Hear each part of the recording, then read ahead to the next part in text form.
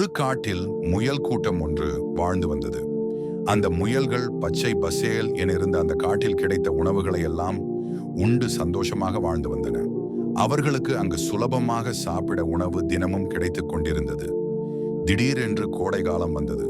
கோடை கால வெப்பம் அதிகமாக இருந்ததால் அங்கே பச்சை பசேல் என இருந்த புற்கள் எல்லாம் கருகி பாலைவனம் போல் தோற்றமளித்தன. இந்த முயல்களுக்கு சாப்பிட உணவு எதுவும் கிடைக்காமல் மிகவும் அவதிப்பட்டு கொண்டிருந்தன. அங்கே வேட்டை நாய்கள் இந்த முயல்களை அங்கேயும் இங்கேயும் பதுங்கி வேட்டையாட காத்திருந்தன. அந்த வேட்டை நாய்களை கண்டு இந்த முயல்கள் பொந்துக்குள்ளே ஒளிந்து கொண்டு வெளியே வரவும் முடியாமல் தவித்துக் கொண்டிருந்தன. உணவு இல்லாமல் மிகவும் கஷ்டப்பட்டன. எவ்வளவு நாள்தான் இப்படியே பொந்துக்குள் ஒளிந்திருப்பது, நாம் ஏதாவது செய்ய வேண்டும் என்று எல்லாம் முயல்களும் கூடி பேசிக் கொண்டிருந்தன. அப்போது ஒரு முயல் சொன்னது, கடவுள் நம்மை பலவீனமாக படைத்து விட்டார். எல்லா விலங்குகளும் ஏதாவது பிரச்சனை வந்தால் தங்களை காப்பாற்றிக் கொள்ளும் அளவிற்கு பலம் உடையதாக இருக்கின்றன. ஆனால் நாம் என்ன ஒரு பிரச்சனை வந்தாலும் நம்மை காப்பாற்றிக் கொள்ள முடியாமல் பலவீனமாக இருக்கிறோம். கடவுள் ஏன் நம்மை இப்படி படைத்து விட்டார் என்று குறை கூறிக்கொண்டே இருந்தது. அப்போது மற்றொரு முயல் சொன்னது, என்னால் இதற்கு மேல் இதை பொறுத்து கொள்ள முடியாது. பசியினாலும் இந்த வேட்டை நாய்களை பார்த்தும் பயந்து ஒதுங்கி வாழ்வதை விட சாவதே மேல். நான் ஏதாவது ஒரு நதியில் சென்று விழுந்து விடுகிறேன் என்று சொன்னது. அப்போது மற்றொரு முயல் சொன்னது, நாம் அனைவரும் எது செய்தாலும் ஒன்றாக செய்ய வேண்டும்.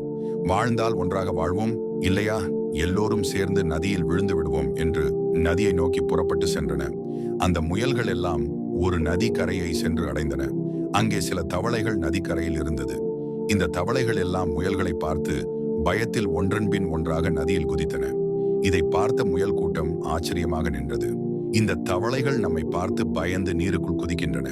நாம் தான் இந்த உலகத்திலேயே பலவீனமானவர்கள் என்று எண்ணினோம். நாம் தான் அனைவரையும் பார்த்து அஞ்சுகிறோம் என்று பேசிக்கொண்டது. இந்த தவளைகளுக்கு நம்மை பார்த்தால் பயமாக இருப்பது போல நம்மையும் பார்த்து சிலர் அஞ்சுகின்றனர் என்று தங்களுக்குள் பேசிக் கொண்டிருந்தன.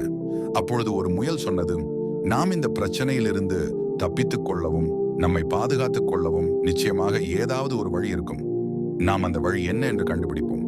இந்த நதியில் விழுந்து நம் வாழ்வை முடித்துக் கொள்வதை விட என்ன பிரச்சனை வந்தாலும் எதிர்கொள்வதே மேல் என்று கூறிக்கொண்டு உணவு தேடி வேறு இடத்திற்கு திரும்பின. நீதி: வாழ்க்கையில் என்ன பிரச்சனை வந்தாலும் அதை தைரியமாக எதிர்கொள்ள வேண்டும். எந்த தவறான முடிவும் எடுக்கக்கூடாது.